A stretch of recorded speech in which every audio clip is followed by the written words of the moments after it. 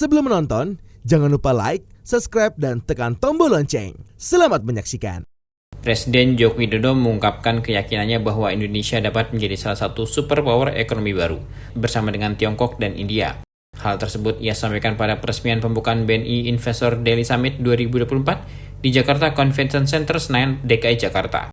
Namun ia juga mengingatkan bahwa untuk mencapai hal tersebut Indonesia harus memenuhi berbagai syarat dan menghadapi banyak tantangan yang harus dilalui. Oleh sebab itu, imbuhnya menjaga optimisme menjadi penting dalam menghadapi berbagai tantangan global seperti dampak perubahan iklim, perlambatan ekonomi, dan peningkatan ketegangan geopolitik yang mempengaruhi perekonomian dunia, termasuk perekonomian Indonesia. Meski demikian, Indonesia masih menunjukkan performa ekonomi yang positif. Ia mengatakan pertumbuhan ekonomi dunia masih di sekitar angka 2,7 sampai 2,8%, sementara Indonesia masih bisa tumbuh di atas 5%. Presiden mengatakan Indonesia memiliki modal besar untuk bisa masuk menjadi negara maju.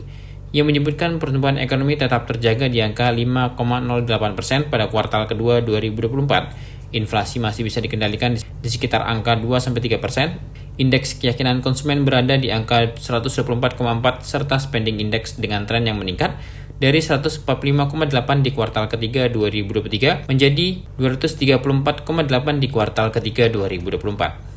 Presiden juga menyoroti pentingnya hilirisasi dan digitalisasi untuk meningkatkan daya saing Indonesia. Menurut Presiden, infrastruktur digital harus diperkuat dengan fokus pada pengembangan data center, sistem pembayaran digital, serta digital analitik. Selain digitalisasi, hilirisasi industri juga penting untuk meningkatkan nilai tambah. Presiden menyebutkan bahwa kebijakan hilirisasi yang diterapkan pada sumber daya alam seperti nikel dan tembaga sudah menunjukkan lompatannya. Produk-produk seperti sendok, panci, pipa, stainless steel, hingga nikel ore, precursor, katode, dan sel baterai kini telah diproduksi di dalam negeri, mampu memberikan nilai tambah yang lebih besar dibandingkan mengekspor bahan mentah. Selain barang tambang, sumber daya alam lain, hasil perkebunan, kelautan, dan pertanian harus didorong agar nilai tambah itu terjadi. Di akhir sambutannya, Presiden mengajak seluruh pihak untuk bersama-sama berkomitmen membangun Indonesia dengan strategi yang taktis dan matang. Presiden meyakini bahwa dengan fokus yang disertai dengan rencana taktis dan strategi taktis, maka abad Asia dan Indonesia menjadi superpower itu bisa terjadi. Karena kita tahu sekarang kita telah masuk ke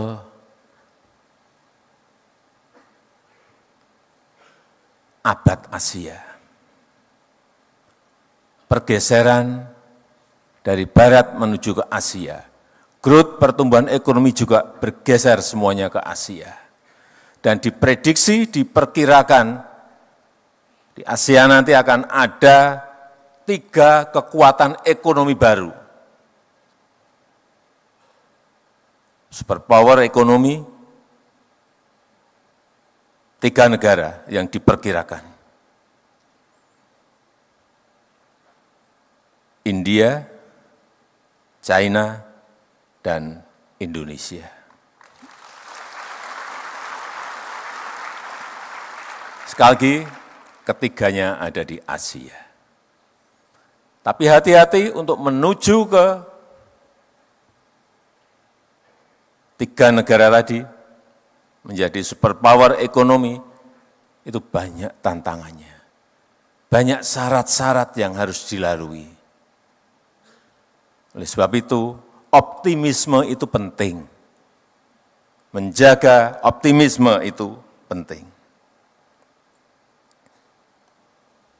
Tantangan yang kita hadapi, saya kira kita tahu semuanya. Perlambatan ekonomi global yang diperkirakan masih di angka-angka 2,7, 2,8% rata-rata. Dan patut kita syukuri, Indonesia masih tumbuh di atas 5% growth-nya. Juga peningkatan tensi geopolitik. Perang Ukraina belum selesai, masuk perang Israel-Palestina, tambah lagi Israel-Libanon, tambah lagi Iran dengan Israel, ketidakpastian ekonomi dunia semakin tidak jelas. Itulah yang tadi saya sampaikan, optimisme itu penting. Jangan kita terjebak pada rasa pesimisme karena ketidakpastian global, karena geopolitik, dan lain-lainnya. Juga dampak perubahan iklim. Ini yang kita hadapi ke depan. Perlu semuanya mengantisipasi dan menyiapkan untuk ini.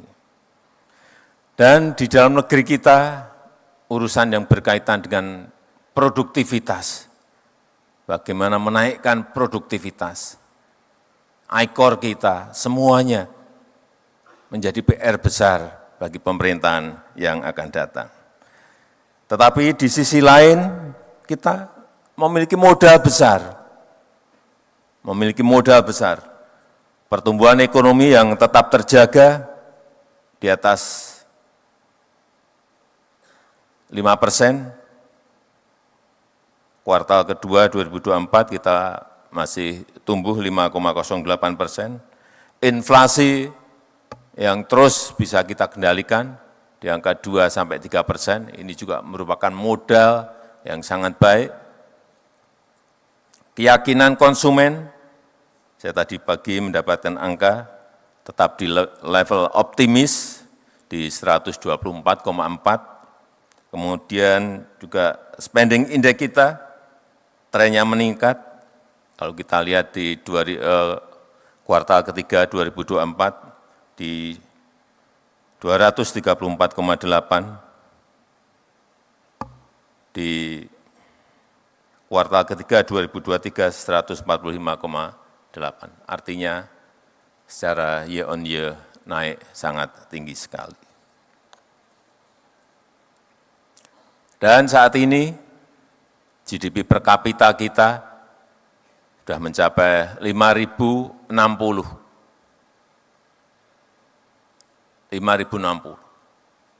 Dan kita harapkan 5 tahun ke depan bisa berada di atas 7.000. 10 tahun ke depan bisa di atas 9.000 dan seterusnya. Inilah yang harus kita jaga. Asal pertumbuhan ekonomi kita bisa di atas 5% atau sesuai yang sering disampaikan oleh Pak Prabowo bisa mencapai target 8%, itulah yang akan mempercepat negara kita Indonesia bisa masuk menjadi negara maju.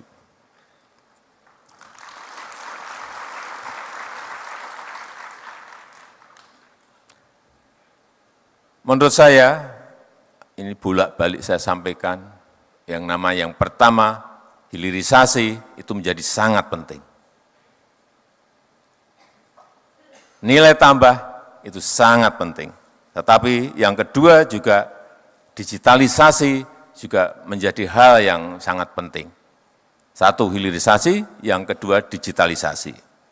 Turut mendampingi Presiden dalam acara ini, diantaranya Menteri Keuangan Sri Mulyani, Menteri Badan Usaha Milik Negara Erick Thohir, Menteri Investasi atau Kepala BKPM Rosan Ruslani, PJ Gubernur DKI Jakarta Heru Budi Hartono, Eksekutif Chairman B-Universe Enggar Tias Tolukita, dan Direktur Utama PT Bank Negara Indonesia Persero Tbk, Reiko Temilaar. Tim Eljon Media melaporkan.